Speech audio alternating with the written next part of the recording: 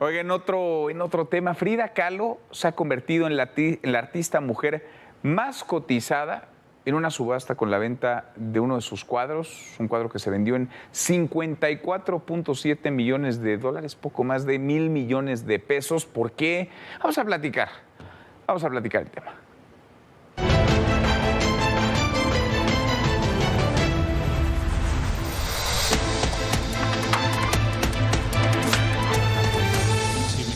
Un autorretrato de Frida Kahlo, elaborado en 1940, fue vendido por 54.7 millones de dólares, poco más de 1,000 millones de pesos, convirtiéndose en el precio de venta más alto para una obra de cualquier mujer artista.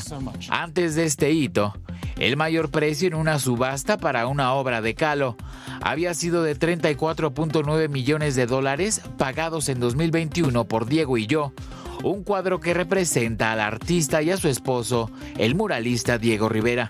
No obstante, siempre se ha dicho que sus pinturas se han vendido de manera privada por cantidades más elevadas.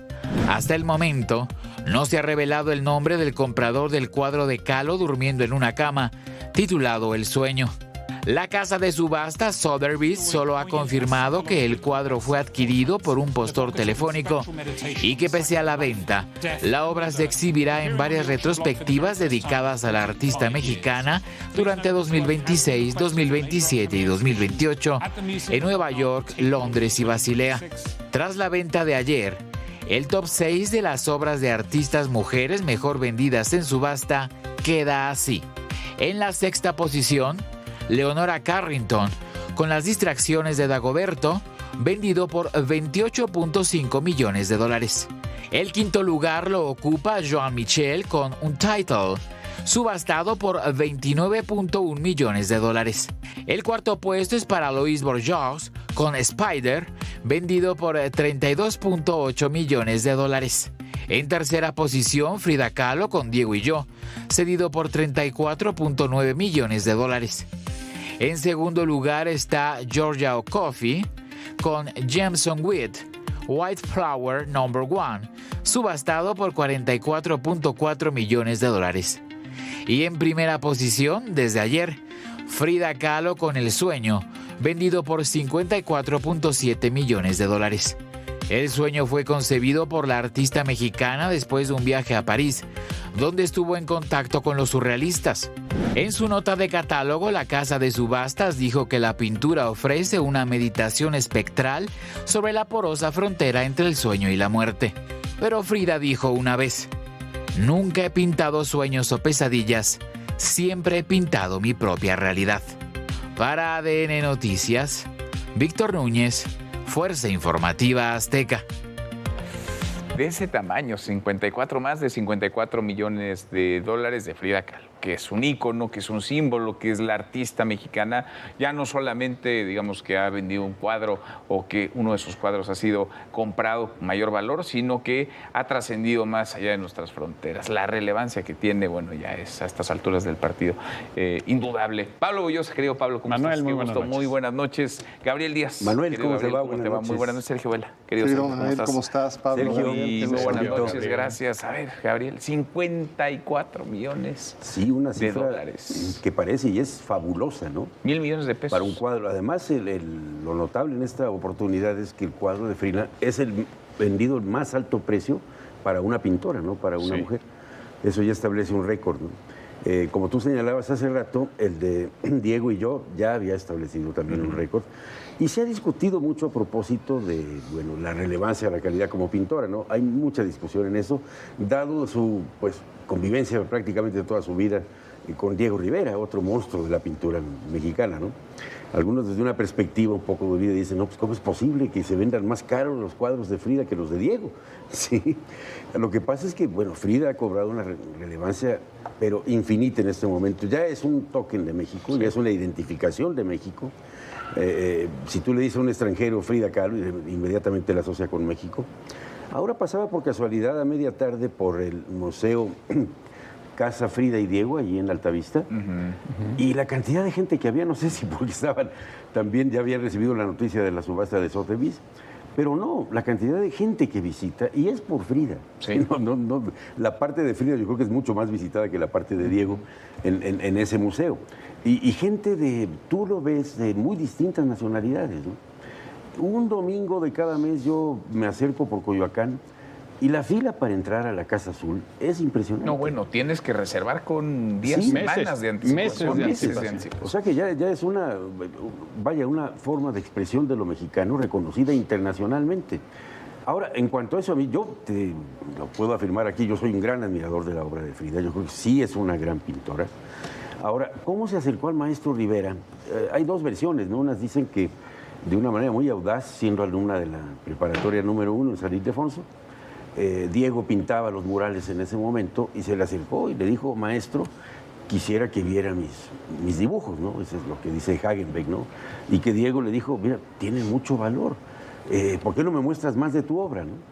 Ah, no, cuando quiera, dice, lo invito a mi casa de Coyoacán. Que a Diego le llamó la atención cuando llegó a la casa de Coyoacán, que al tocar oyó que estaba cantando la Internacional. Y digo esto porque la asociación Partido Comunista Diego Rivera, esta etapa de la pintura mexicana nacionalista, en pleno muralismo, en plena expresión de la revolución, pues fueron las formas que la influyeron de alguna manera, aunque ella siempre dijo que el muralismo y la pintura revolucionaria le gustaba, pero que la verdad no compartía mucho con eso, y se nota en su obra, ¿no? Sí. Frida nunca fue muralista, Frida se da más por el autorretrato y es una gran protagonista de su propia obra, y no tiene, digamos, los reflejos que tiene en ese momento la pintura marcadamente revolucionaria y nacionalista. Bueno, para no ir más lejos, Diego Rivera, ¿no? Entonces, la producción de Frida, que son de más de 100 y tantos cuadros, ha sido catalogada de diversas formas, ¿no? Bretón fue el que le llamó que era surrealista. Y bueno, yo creo que tenía autoridad Bretón para calificar alguna. Y Frida le decía que no. Frida le decía que ella pintaba la realidad y que pintaba su realidad. Su realidad, sí. Y que además, bueno, pues esa realidad la conocemos todos. Tuvo una vida muy atormentada la pobre de Frida. Tuvo poliomielitis, luego tuvo ese terrible accidente. Y está plasmada en su obra. Exactamente. Y de allí en adelante, a partir del accidente, toda su obra hay un dolor eterno en ella, ¿no? Sí. Y esta del sueño o la cama, pues no es una excepción. No. Pablo, ¿cómo lo ves? El valor, lo que es Frida, pero, a ver, decíamos ahora, tanto dinero. Bueno, a ver, es una obra, esta que se acaba de subastar, que si mal no recuerdo la fecha en la que se había vendido previamente, se había vendido en los años 80 en $51,000. Wow. O sea, significa que ha aumentado, ha multiplicado su valor por, no sé, 1000 veces o una cosa así, para llegar a la cifra que tiene ahora.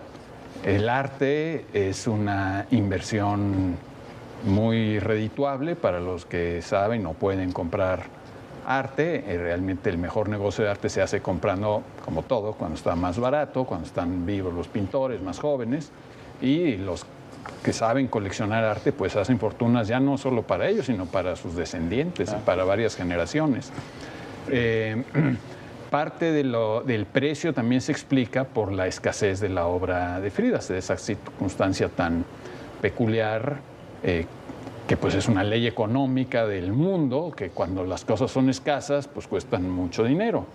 A mí lo que me gusta contar de esto es que cuando Howard Carter, hace un poco más de 100 años, excavó la tumba del faraón Tutankamón, que había muerto a sus 18 años el pobrecito, encontraron un pectoral de oro con joyas y al centro lo que hay es un escarabajo tallado sobre una pieza de vidrio, de un cuarzo calcedonia que no vale nada. Hoy puedes comprar una pulsera de eso en Mercado Libre por 100 pesos.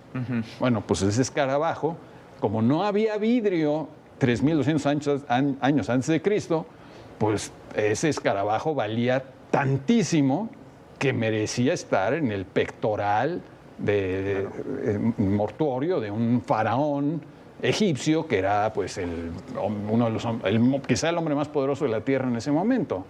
Entonces la escasez explica en parte los precios de las cosas. En el caso de Frida Kahlo, bueno, sí pintó un poco más de 100 obras, algunos dicen que quizás cerca de 200, yo no lo sé, pero el punto también importante es que en los años 80 el gobierno mexicano declaró que eran patrimonio artístico todas las obras de Frida Kahlo y prohibió que salieran del país. O sea, entonces eso, pues encima de todo, disminuye la oferta y por lo tanto aumenta el precio. Ahora, pues estos precios de las subastas no son los precios más altos que se pagan por las obras de arte. Los precios más altos que se pagan por las obras de arte muchas veces son transacciones privadas de las cuales no conocemos ni nos enteramos ni nada. Que yo sepa, la obra que a precios actuales, porque creo que en el reportaje no estaban a dólares actuales, sino a los dólares en los que realmente se vendieron en su momento, a precios actuales, un poco más creo que de $500 millones, una obra que probablemente sea de Leonardo da Vinci, pero nadie está totalmente seguro. Pero el mero hecho de que sea probable que lo haya pintado Leonardo, pues hace de esa la obra. ¿500 millones Sí, de dólares? El Cristo Redentor. A ver, Sergio, yo quería guardar tu comentario. A ver, bueno, yo creo que... la primera ronda. Gracias, querido Manuel. A ver, yo creo que hay varias cosas que me gustaría añadir a la discusión. Y en general estoy de acuerdo con lo que ha dicho Pablo y también lo que ha dicho Gabriel, salvo que a mí no me gusta la obra de Frida Kahlo, pero... Cada pequeño detalle, digo, por ahí empezó Gabriel, pero... Sí, me parece una pintora evidentemente con una gran personalidad, con un rasgo propio. No es una estética que a mí me resulte persuasiva y me parece también que podríamos discutir muchísimo si los precios que ha alcanzado corresponden con la importancia intrínseca de la obra como pintura, como creación con la calidad plástica, de la obra más allá de más allá de la significación cultural, histórica, que es indiscutible, de Frida Kahlo. Es un personaje referencial, emblemático, en fin, tiene un cúmulo de aspectos, su vida, sus relaciones con figuras de un momento histórico muy, muy significativo de México. La escasez, como bien dice Pablo, tiene mucho que ver. Pero hay que hacer un poco también un recuento de cómo se llegó a lo que internacionalmente se conoce como la fridomanía. Exacto. Porque existe. Es decir, en realidad hasta hace unos 40 y tantos años, 45 años, 50 máximo, Frida Kahlo era considerada, pues evidentemente, la mujer de Diego Rivera y una pintora más entre el cúmulo de artistas plásticos del siglo XX mexicano. Al mismo tiempo, por eso sus obras costaban $50,000. Efectivamente. Ahora bien, se publicó en 1983 una biografía de Hayden Herrera que resultó un auténtico bestseller. De veras, fue un libro muy importante que documentó en inglés la vida de Frida Kahlo. La portada era muy llamativa porque era este famoso cuadro de Frida Kahlo con uno de los changuitos, colorido, muy bien estudiado para efectos de mercadotecnia. Bueno, el libro llamó mucho la atención.